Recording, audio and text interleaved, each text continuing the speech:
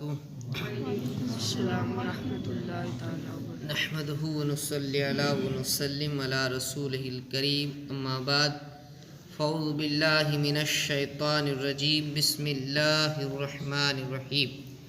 پڑھیے الصلاۃ والسلام علیک یا رسول اللہ، الصلاۃ والسلام علیک یا رسول اللہ، وعلی آلک واصحابک یا حبیب اللہ، وعلی آلک واصحابک یا حبیب اللہ، الصلاۃ والسلام علیک یا نبی اللہ، الصلاۃ والسلام علیک یا نبی اللہ، وعلی آلک واصحابک یا نور اللہ، وعلی آلک واصحابک یا نور اللہ، نویت سنت الاعتکاف۔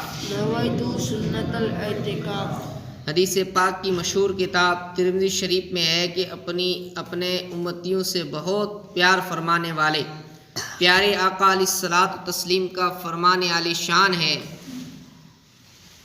قیامت کے دن لوگوں میں سب سے زیادہ میرے قریب وہ شخص ہوگا جو سب سے زیادہ مجھ پر درود پاک پڑھتا ہوگا۔ صلو علی الحبیب صلی اللہ تعالی علی محمد صلی اللہ علیہ وسلم۔ حکیم الامت مفتی احمد یار خان علیہ رحمہ اس حدیث پاک کے تحت ارشاد فرماتے ہیں، قیامت میں سب سے آرام میں وہ ہوگا جو حضور صلی اللہ علیہ وسلم کے ساتھ رہے، اور حضور صلی اللہ علیہ وسلم کے ہمراہی یعنی صحبت نصیب ہونے کا ذریعہ درود شریف کی کثرت ہے۔ اس سے معلوم ہوا کہ درود شریف بہترین نیکی ہے، تمام نیکیوں سے جنت ملتی ہے، اور اس سے یعنی بزم جنت کے دلہا صلی اللہ علیہ وسلم ملتے ہیں، یعنی تمام نیکیاں کرنے سے جنت ملتی ہے، اور درود پاک سے آقا علیہ الصلوۃ والتسلیم کی ذات ملتی ہے، حضور علیہ الصلوۃ والتسلیم ملتے ہیں۔ میرے پیارے آقا علیہ الصلوۃ والتسلیم کے پیارے دیوانوں، حضور علیہ الصلوۃ والتسلیم کا فرمان عالی شان ہے، افضل العمل النیت الصادقہ، سچی نیت سب سے افضل عمل ہے۔ اے عاشقان رسول، ہر کام سے پہلے اچھی نیتیں کرنے کی عادت بنائیے۔ اچھی نیت بندے کو جنت میں داخل کر دیتی ہے۔ بیان سننے سے پہلے بھی اچھی نیتیں کر لیجئے۔ نیت کیجئے علم سیکھنے کے لیے پورا بیان سنوں گا، با ادب بیٹھوں گا، دوران بیان سستی سے بچوں گا، اپنی اصلاح کے لیے بیان سنوں گا، جو سنوں گا دوسروں تک پہنچانے کی کوشش کروں گا۔ صلو علی الحبیب صلی اللہ تعالی علی محمد صلی اللہ علیہ وسلم۔ میرے پیارے آقا علیہ الصلوۃ والتسلیم کے پیارے دیوانوں، آئیے آج کے بیان میں ہم یار غار و یار مزار عاشق اکبر حضرت صدیق اکبر رضی اللہ تعالیٰ عنہ کی پاکیزہ کردار کی چند جھلکیاں اور آپ کے مبارک فرامین سنتے ہیں۔ ایک ایمان افروز واقعہ سنتے ہیں۔ امیر المومنین حضرت عائشہ ام المومنین حضرت عائشہ صدیقہ رضی اللہ تعالیٰ عنہ فرماتی ہیں کہ آغاز اسلام میں یعنی اسلام ابھی شروع ہوا تھا، جب صحابہ اکرام علیہ رضوان کی تعداد بہت تھوڑی تھی، یعنی یوں سمجھیں کہ اس وقت 38 کی ہو گئی تھی، تو امیر المومنین حضرت ابوبکر صدیق نے حضور اکرم صلی اللہ علیہ وسلم سے کھل کر اسلام کا اظہار کرنے کی اجازت طلب کی۔ حضور اکرم صلی اللہ علیہ وسلم نے ارشاد فرمایا، اے ابو بکر، ہم ابھی تعداد میں کم ہیں، مگر حضرت ابو بکر مسلسل اصرار فرماتے رہے، یہاں تک کہ آپ صلی اللہ علیہ وسلم نے اظہار اسلام کی اجازت عطا فرما دی۔ مسلمان مسجد حرام کے آس پاس کے علاقے میں پھیل گئے، ہر شخص اپنے خاندان کو اسلام کی دعوت پیش کرنے لگا۔ حضرت ابو بکر صدیق رضی اللہ تعالی عنہ لوگوں کو اسلام کی دعوت دینے کے لیے کھڑے ہوئے، اور وہاں رسول اکرم صلی اللہ علیہ وسلم بھی تشریف فرما دے۔ مشرکین مکہ نے جب مسلمانوں کو کھلم کھلا اسلام کی دعوت دیتے دیکھا تو ان کا خون کھول اٹھا، انہوں نے مسلمانوں کو مارنا شروع کر دیا۔ ام المومنین امیر المومنین حضرت صدیق اکبر کو بھی مارا، یہاں تک کہ آپ رضی اللہ تعالیٰ عنہ بے ہوش ہو گئے۔ جب آپ رضی اللہ تعالیٰ عنہ کے قبیلے بنو تمیم کے لوگوں کو پتہ چلا تو دوڑتے ہوئے آئے اور آپ رضی اللہ تعالیٰ عنہ کو گھر لے گئے۔ آپ رضی اللہ تعالیٰ عنہ کی والد ابو قحافہ اور بنو تمیم کے لوگ بہت پریشان تھے، مسلسل آپ سے گفتگو کرنے کی کوشش کر رہے تھے۔ بالآخر دن کے آخری حصے میں حضرت صدیق اکبر کو ہوش آ گیا۔ جب انہوں نے آپ کو ہوش سے خیریت دریافت کی، جب آپ ہوش میں آئے تو قبیلے والوں نے خیریت دریافت کی، آپ کس حال کے اندر ہو؟ تو آپ رضی اللہ تعالیٰ عنہ کی زبان سے سب سے پہلا جملہ یہ نکلا، اللہ کے رسول صلی اللہ علیہ وسلم کس حال میں ہیں؟ آپ رضی اللہ تعالیٰ عنہ کی یہ بات سن کر قبیلے کے کئی لوگ ناراض ہو کر چلے گئے۔ آپ کی والدہ ام الخیر سلمہ جب کچھ کھانے پینے کے لیے کہتی تو آپ صرف ایک ہی جملہ کہتے، اللہ کے رسول کس حال میں ہیں، مجھے صرف ان کی خبر دو۔ یہ حالت دیکھ کر آپ کی والدہ کہنے لگی، آپ اللہ پاک کی قسم مجھے آپ کے دوست کی خبر نہیں، وہ کس حال میں ہیں؟ آپ نے فرمایا آپ ام جمیل بنت خطاب رضی اللہ تعالی عنہا کے پاس چلی جائیں، ان سے حضور علیہ الصلوۃ والتسلیم کے بارے میں سوال کریں۔ آپ کی والدہ ام جمیل بنت خطاب کے پاس آئیں اور کہا، میرا بیٹا ابو بکر آپ سے اپنے دوست محمد بن عبداللہ کے بارے میں پوچھ رہا ہے، وہ کیسے ہیں؟ ام جمیل نے اس سوال کا جواب دینے کے بجائے کہا، اگر آپ چاہیں تو میں آپ کے ساتھ آپ کے بیٹے کے پاس چلتی ہوں۔ دونوں حضرت ابو بکر صدیق کے پاس پہنچی۔ آپ نے ان سے یہی پوچھا، یعنی صدیق اکبر نے حضرت ام جمیل سے یہی پوچھا کہ اللہ کے رسول صلی اللہ علیہ وسلم کس حال میں ہیں؟ تو حضرت ام جمیل رضی اللہ تعالی عنہ نے بتایا، رسول محتشم محفوظ اور بالکل خیریت سے ہیں۔ آپ نے پوچھا، آپ میرے آقا علیہ الصلوۃ والتسلیم اس وقت کہاں ہیں؟ انہوں نے جواب دیا، دار ارقم میں تشریف فرما ہے۔ فرمایا، خدا کی قسم میں اس وقت تک نہ کچھ کھاؤں گا اور نہ پیوں گا جب تک آقا علیہ الصلوۃ والتسلیم کو بذات خود نہ دیکھ لوں۔ آپ فرماتے ہیں یعنی حملہ دونوں پر ہوا تھا، حضور اکرم صلی اللہ علیہ وسلم پر بھی، سیدنا صدیق اکبر پر بھی، اور اتنا مارا کہ بے ہوش ہو گئے۔ جب ہوش آتا ہے تو محبت اسے کہتے ہیں، اپنی طبیعت نہیں۔ لوگ پوچھتے ہیں آپ کیسے ہیں؟ تو فرماتے ہیں میں تو میرا چھوڑو، میرا یار کیسا ہے، حضور کیسے ہیں، اسے محبت کہتے ہیں۔ میرے پیارے آقا علیہ الصلوۃ والتسلیم کے پیارے دیوانوں، آپ فرماتے ہیں میں جب تک کچھ نہیں کھاؤں گا جب تک حضور کے چہرے انور کو دیکھ نہیں لیتا ہوں۔ اب جب آقا علیہ الصلوۃ والتسلیم کو بذات خود نہ دیکھ لوں۔ بہرحال جب سب لوگ چلے گئے تو آپ رضی اللہ تعالیٰ عنہ کی والدہ اور ام جمیل بنت خطاب آپ کو بارگاہ رسالت میں لے گئی۔ جب حضور علیہ الصلوۃ والتسلیم نے اپنے اس سچے عاشق کو دیکھا نا تو آنکھوں میں آنسو آ گئے اور آگے بڑھ کر انہیں تھام لیا اور ان کے بوسے لینے لگے۔ یہ معاملہ دیکھ کر تمام مسلمان بھی آپ کی طرف بڑھے۔ آپ یعنی حضرت صدیق اکبر کو زخمی دیکھ کر نبی اکرم صلی اللہ علیہ وسلم پر بڑی رقت طاری ہوئی۔ حضرت ابو بکر صدیق نے عرض کی، یا رسول اللہ صلی اللہ علیہ وسلم، میرے ماں باپ آپ پر قربان، میں ٹھیک ہوں، بس چہرہ تھوڑا زخمی ہو گیا ہے۔ جس دن آپ کو آپ رضی اللہ تعالیٰ عنہ کو تکالیف دی گئی، اسی روز آپ رضی اللہ کی والدہ حضرت ام الخیر سلمہ اور حضرت امیر حمزہ بھی اسلام لے آئے تھے۔ میرے پیارے آقا علیہ الصلوۃ والتسلیم کے پیارے دیوانوں، آپ نے سنا امیر المومنین ابو بکر صدیق نے عشق رسول میں ڈوب کر دین اسلام کی تبلیغ کے لیے کس قدر آزمائشیں برداشت کی۔ اسلام کے اس عظیم مبلغ نے اپنا سب کچھ اللہ پاک اور رسول اکرم صلی اللہ علیہ وسلم کی محبت میں قربان کر دیا۔ اس قدر تکلیفیں مصیبتیں پہنچنے کے بعد بھی اپنی فکر چھوڑ کر اپنے محبوب صلی اللہ علیہ وسلم کو یاد کر رہے ہیں اور بے قرار ہیں کہ کسی طرح مجھے اپنا قرب بخشنے والے مصطفیٰ کا حال معلوم ہو جائے۔ آپ کسی پریشانی تو نہیں، آپ کو کوئی پریشانی تو نہیں ہے؟ ذرا غور فرمائیے رسول اکرم صلی اللہ علیہ وسلم کے جانثار صحابی کہ عشق محبت کا کیا عالم تھا۔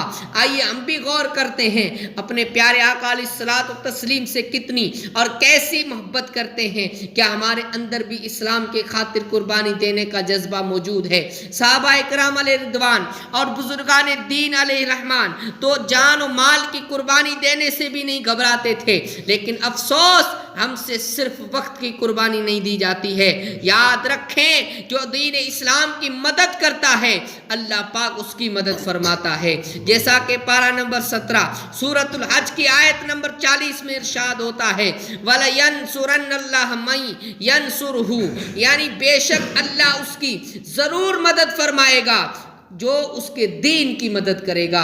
میرے پیارے آقا علیہ الصلوۃ والتسلیم کے پیارے دیوانوں، آپ نے سنا اللہ کریم اس کی مدد فرمائے گا جو اس کے دین کی مدد کرے گا۔ حضرت قتادہ رضی اللہ تعالیٰ عنہ فرماتے ہیں اللہ پاک پر حق ہے کہ اس کی مدد کرے جو اس کے دین کی مدد کرے۔ جو دین کی مدد کرتا ہے اللہ اس کی مدد کرتا ہے۔ حکیم الامت مفتی احمد یار خان ارشاد فرماتے ہیں اولیاء اللہ کی مدد کرنا، نبی کی خدمت، علم دین پھیلانا سب اللہ پاک کی دین کی مدد ہے۔ لہذا ہمیں چاہیے ہم بھی اللہ کریم کی رضا حاصل کرنے کی نیت سے دین اسلام کے پیغام کو عام کرنے کا جذبہ اپنے اندر پیدا کریں۔ دین خدا کی مدد کرنے والوں کی مدد کیسے ہوتی ہے، ان کی مدد کون کرتا ہے، ان کو کیسی ثابت قدمی نصیب ہوتی ہے، آئیے سنتے ہیں۔ چنانچہ پارہ نمبر 26 سورہ محمد کی آیت نمبر 7 میں ارشاد ہوتا ہے یا ایھا الذین آمنوا ان تنصروا اللہ ینصرکم ویثبت اقدامکم، اے ایمان والو اگر تم اللہ کے دین کی مدد کرو گے تو اللہ پاک تمہاری مدد کرے گا اور تمہیں ثابت قدمی عطا فرمائے گا۔ میرے پیارے آقا علیہ الصلوۃ والتسلیم کے پیارے دیوانوں، دین مصطفیٰ کی مدد کرنے والوں کے لیے ہر جمعہ عیدین میں نہ جانے کتنے ہی خطیب حضرات دعائیں دیتے ہیں، بلکہ یہ دعائیں تو بزرگان دین علیہ رحمہ صدیوں سے دیتے چلے آ رہے ہیں۔ یہ دعا اعلیٰ حضرت امام اہل سنت مولانا شاہ امام محمد رضا خان فاضل بریلوی علیہ رحمہ نے بھی خطبات رضویہ میں شامل فرمائی ہے۔ وہ دعا یہ ہے اللہم انصر من نصر دین سیدنا و مولانا محمد، یعنی اے اللہ پاک جو ہمارے آقا و مولا محمد صلی اللہ علیہ وسلم کی دین کی مدد کرے تو بھی اس کی مدد فرما۔ سبحان اللہ، نیکی کی دعوت دینے والوں اور جو ہے نیکی کے کاموں میں سفر کرنے والے اور مدنی قافلوں میں سفر کرنے والے، درس و بیان کے جو ہے کرنے والے اور انفرادی کوشش کرنے والوں، عاشقان رسول کی خیر خواہی کرنے والوں اور نیک عمل کرنے والوں، میرے پیارے آقا علیہ الصلوۃ والتسلیم کے پیارے دیوانوں، وہ کس طریقے سے دین کی مدد، یعنی دین کی مدد کیسے کی جائے، نیکی کی دعوت دی جائے، نیک عمل کیا جائے اور پھر جو ہے نیک جو کام کرتے ہوں ان کا ساتھ دیا جائے، قرآن کی تلاوت کو عام کیا جائے، نماز کی پابندی کی جائے، اسلام کے اصول پر عمل کیا جائے، مصطفیٰ کی سنتوں کے ڈنکے بجائے جائیں، یہ تمام جو ہے دین کی مدد کرنا ہے۔ یعنی دین کو جو ہے دین کی جو باتیں جہاں عمل نہ ہوتا ہو وہاں پر کوشش کر کے دین کی باتوں پہ عمل کروانا اور اچھائی کی طرف بلانا، یہ دین کی مدد ہے۔ میرے پیارے آقا علیہ الصلوۃ والتسلیم کے پیارے دیوانوں، اور جو ہے جو نیکی کے عمل کی طرف نہیں آتے تو مجھے وہ خود ہی اس بات پر غور کریں، ہم بھی اپنے اندر دیکھیں کہ اللہ ان کی مدد کرتا ہے جو دین کی مدد کرتے ہیں، ہاں انہی کی مدد ہوتی ہے اور اللہ انہی کو ثابت قدم رکھتا ہے۔ تو پھر جو ہے اگر ایمان کے اندر کچاس آ جائے، پھر کوئی مسئلہ ہو جائے تو پھر انسان خود سوچے کہ میں دین کے لیے کتنا کرتا ہوں، میں دین کے لیے کتنا کڑتا ہوں، میں دین کے لیے رات و دن کتنی جو ہے دین کے بارے میں کتنا سوچتا ہوں اور اپنی زندگی کے بارے میں کتنا سوچتا ہوں۔ میرے پیارے آقا علیہ الصلوۃ والتسلیم کے پیارے دیوانوں، ڈر جانے کا مقام ہے۔ اللہ پاک جس کی مدد نہ فرمائے گا یقیناً وہ کہیں کا نہیں رہے گا۔ اللہ جس کی مدد نہ کرے وہ کہیں کا نہ رہے گا۔ ہم میں سے ہر ایک کو چاہیے کہ غور کریں وہ اپنے لیے دعا لے رہا ہے یا بد دعا، ہر وہ کام دین مصطفیٰ کی مدد ہے جس سے اسلام پھیلے اور بگڑے ہوئے مسلمانوں کی اصلاح ہو۔ ہر وہ دین، ہر وہ کام دین ہے، اسلام کے عروج ملے اور بگڑے ہوئے مسلمانوں کی اصلاح ہو، یہ مصطفیٰ کا دین ہے اور یہ دین کی مدد ہے۔ میرے پیارے آقا علیہ الصلوۃ والتسلیم کے پیارے دیوانوں، جس سے اسلام پھیلے اور بگڑے ہوئے مسلمانوں کی اصلاح ہو بس نیکی کی دعوت کی خوب دھومیں مچائیں اور مدنی قافلوں میں سنتوں برا سفر فرمائیے، خود بھی سنتیں سیکھیے، دوسروں کو سکھائیے، یوں دین خدا و مصطفیٰ کی خوب مدد کر کے اللہ پاک کی امداد کی خوشخبری پائیے کہ خود اس کا وعدہ ہے۔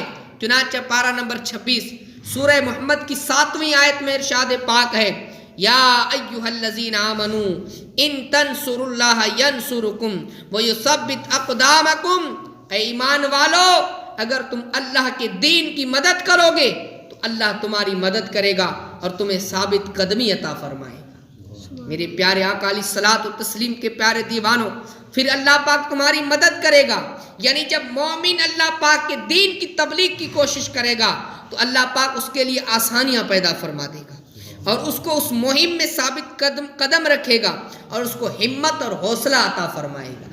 میرے پیارے آقا علیہ الصلوۃ والتسلیم کے پیارے دیوانوں، آئیے امیر المومنین سیدنا صدیق اکبر کے مزید حالات اور کچھ آپ کا تعارف سنتے ہیں۔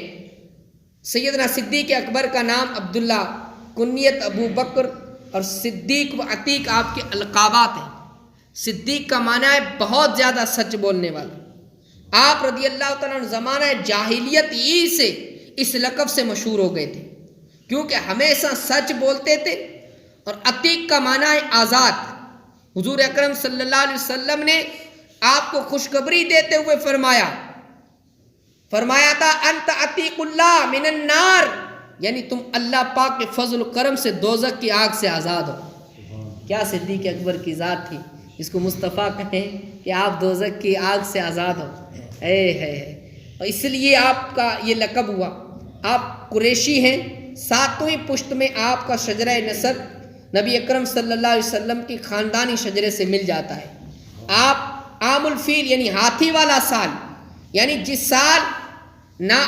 جس سال نامراد ابرہہ بادشاہ ہاتھیوں کے لشکر کے ساتھ کعبے پر حملہ ور ہوا تھا، تقریباً 2.5 سال بعد مکہ شریف میں پیدا ہوئے امیر المومنین حضرت صدیق اکبر وہ صحابی ہیں جنہوں نے سب سے پہلے ہر عیب سے پاک مصطفیٰ کی رسالت کی تصدیق کی۔ آپ اس قدر عظیم شخصیت ہیں کہ انبیاء اکرام کے بعد اگلے اور پچھلے تمام انسانوں میں سب سے افضل اعلیٰ آپ ہیں۔ آزاد مردوں میں سب سے پہلے اسلام قبول کیا، زندگی کے ہر موڑ پر آقا علیہ الصلوۃ والتسلیم کا ساتھ دے کر وفاداری کا حق ادا کیا۔ 2 سال 7 ماہ خلافت کے فرائض سر انجام دے کر 22 جمادی الاخری سن 13 ہجری میں پیر شریف کا دن گزار کر وفات پائی۔ امیر المومنین فاروق اعظم رضی اللہ تعالیٰ عنہ نے نماز جنازہ پڑھائی اور روضہ مبارک میں نبی اکرم صلی اللہ علیہ وسلم کے پہلو مبارک میں دفن ہوئے۔ میرے پیارے آقا علیہ الصلوۃ والتسلیم کے پیارے دیوانوں، ایک بس آخری بات عرض کرتا ہوں۔ اللہ پاک نے قرآن کریم میں ایک مقام پر امیر المومنین صدیق اکبر کو پرہیزگار فرمایا۔ چنانچہ پارہ نمبر 30 سورۃ اللیل کی آیت نمبر 17 میں ارشاد ہوتا ہے وَسَيُجَنَّبُهَا الْأَتْقَى، اور ان قریب سب سے بڑے پرہیزگار کو اس آگ سے دور رکھا جائے گا۔ بیان کردہ آیت مقدسہ میں اتقا یعنی سب سے بڑا پرہیزگار سے مراد امیر المومنین صدیق اکبر ہے۔ آپ نے سنا کہ اللہ کریم کی بارگاہ میں حضرت صدیق اکبر کو کتنا بڑا مقام حاصل ہے کہ کئی آیت مبارکہ آپ کے حق میں نازل ہوئی۔ اس طرح حضور صلی اللہ علیہ وسلم کی بارگاہ میں بھی آپ رضی اللہ تعالیٰ عنہ کو بہت اعلیٰ مقام تھا۔ حضرت ابو عثمان رضی اللہ تعالیٰ عنہ سے روایت ہے کہ صحابہ اکرام نے عرض کیا یا رسول اللہ صلی اللہ علیہ وسلم، لوگوں میں آپ کو سب سے بڑھ کر کون محبوب ہے؟ لوگوں میں آپ کو سب سے بڑھ کر محبوب کون ہے؟ اللہ کے آخری نبی صلی اللہ علیہ وسلم نے ارشاد فرمایا عائشہ۔ انہوں نے دوبارہ عرض کی مردوں میں سب سے کون ہے؟ فرمایا عائشہ کے والد یعنی حضرت ابو بکر صدیق رضی اللہ تعالیٰ عنہ۔ حضرت عبداللہ ابن عباس رضی اللہ تعالیٰ عنہ فرماتے ہیں میں نے دیکھا آپ صلی اللہ علیہ وسلم حضرت علی کے ساتھ کھڑے تھے، اتنے میں امیر المومنین حضرت صدیق اکبر حاضر ہوئے تو رسول اکرم صلی اللہ علیہ وسلم نے آگے بڑھ کر ان سے ہاتھ ملایا، پھر گلے لگا کر آپ رضی اللہ تعالیٰ عنہ کو منہ چوم لیا اور حضرت علی سے ارشاد فرمایا اے ابو الحسن میرے نزدیک حضرت ابو بکر کا وہی مقام ہے جو اللہ کریم کے ہاں میرا مقام ہے۔ میرے پیارے آقا علیہ الصلوۃ والتسلیم کے پیارے دیوانوں، دیکھیں کس طریقے سے حضرت صدیق اکبر نے حضور سے محبت فرمائی ہے، پھر حضور نے صدیق سے بھی کس طریقے سے محبت فرمائی ہے۔ اگر کبھی کبھی ہم بھی کہتے ہیں کہ ہم عاشق رسول ہیں، لیکن میں کہتا ہوں اکثر اپنے عشق کو پھر تولے صدیق اکبر کا عشق ایک طرف رکھیں اور ایک ہمارا جو ہے زبانی عشق ایک طرف رکھیں کہ کس طریقے سے کرداری عشق جو ہے صدیق اکبر کا تھا جو جس کی کوئی مثال نہیں ہے۔ میرے پیارے آقا علیہ الصلوۃ والتسلیم کے پیارے دیوانوں، اللہ پاک کی بارگاہ میں دعا کرتا ہوں اللہ ہمیں سیدنا صدیق اکبر کے صدقے میں دین پر عمل کی توفیق عطا فرمائے، ان کے نقش